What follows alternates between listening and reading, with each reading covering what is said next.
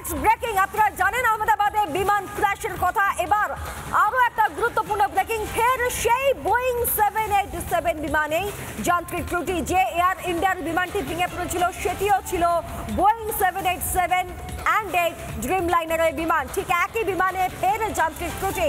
দিল্লিতে এয়ার ইন্ডিয়ার বিমানে গোলযোগ, হাইড্রোলিক লিকের কারণে বিমান আপাতত দাঁড়িয়ে।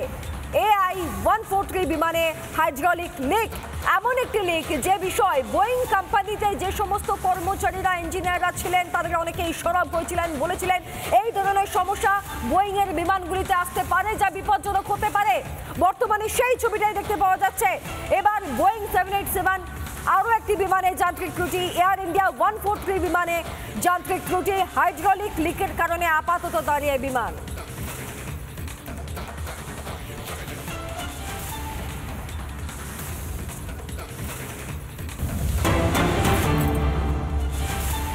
এয়ার ইন্ডিয়া সংক্রান্ত আরো একটি ব্রেকিং এই মুহূর্তে। বারবার এয়ার ইন্ডিয়ার বিমানে গোলযোগ, ফের এয়ার ইন্ডিয়ার বিমানে যান্ত্রিক গোলযোগ। বাতিল হলো আহমেদাবাদ লন্ডনের বিমান। যে বিমানটি ভেঙে পড়ে সেটিও আহমেদাবাদ লন্ডনেরই বিমান ছিল দিল্লি হয়ে।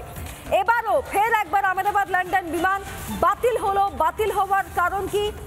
অন্তত যান্ত্রিক গোলযোগ এখনো অব্দি এটাই জানা যাচ্ছে। বাতিল লন্ডনগামী AI-159 এয়ার ইন্ডিয়া 159 বিমান বাতিল, লন্ডনগামী এই বিমান বাতিল। মূলত দেড় দিনে এই নিয়ে সাতটি এয়ার ইন্ডিয়ার বিমানে গোলযোগ। বিমান যাত্রী যারা বিভিন্ন গন্তব্যস্থলে পৌঁছানোর জন্য এয়ার ইন্ডিয়া বিমানের টিকিট কেটেছেন হাজার হাজার টাকা খরচা করে, তারা কি বলছেন শুনুন। मैं पाटन से आ रहा हूँ। अभी मेरा 4 घंटे का ट्रैवलिंग था। एयर इंडिया से बुक की थी मैंने, लंदन गेटविक जा रहा था मैंने जाके पूछा कि भाई क्या रीज़न है, क्यों फ़्लाइट कैंसिल की। वो बोले कि sir we don't know what's going on, right.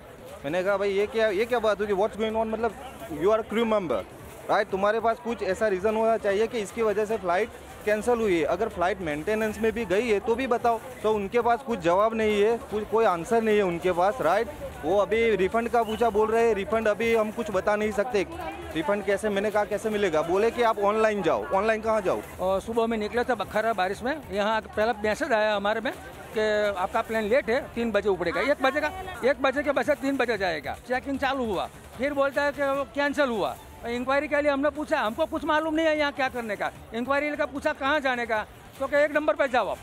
हम 1 नंबर पे गए पूछने के लिए को यहाँ क्यों इंटरनेशनल में इंक्वायरी करने की, यहाँ से वहाँ, वहाँ से यहाँ। ये इतना हैरान हो रहा है। कल 6-7 हज़ार रुपये खर्च करके आया है।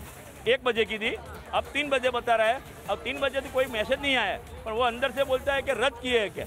तो हम परेशान होता है 1 घंटे से। वो तो बोलती है कि तू नाइट की है, पर नाइट की नहीं है, कल की है। अब कल होगा क्या नहीं होगा तो पता ही नहीं चलेगा ना। अभी कल भी फाइनल है या नहीं है क्या, कैसे पता चलेगा। वो बोले कि आपको शाम को मेल पे आ जाएगा। अभी तो टिकट यहाँ से दे नहीं रहे हैं, पर शाम को बोलेंगे ईमेल पे आ जाएगा। अभी भी कंफर्म तो है ही नहीं। এমনকি এয়ার ইন্ডিয়ার আরও একটি বিমানের সমস্যা। এবার AI-180 সেখানেও যান্ত্রিক ত্রুটি। মূলত সান ফ্রান্সিসকো থেকে কলকাতা হয়ে মুম্বাইগামী এই বিমানে সমস্যা। গতকাল রাত 12টা 45 মিনিটে কলকাতা বিমানবন্দরে অবতরণ করে সান ফ্রান্সিসকো থেকে এসে এবং অবতরণের সময় বাঁ দিকের ইঞ্জিনের যান্ত্রিক ত্রুটি ধরা পড়ে। বিমানটি রাত 2টোয় মুম্বাইয়ের উদ্দেশ্যে রওনা হওয়ার কথা ছিল। বিমানটি বে 77-এ রাখা রয়েছে ঘন্টার পর ঘন্টা ধরে, সেই 12টা 45 থেকে গত রাত 12টা 45 থেকে আজ 2:20 অবধি।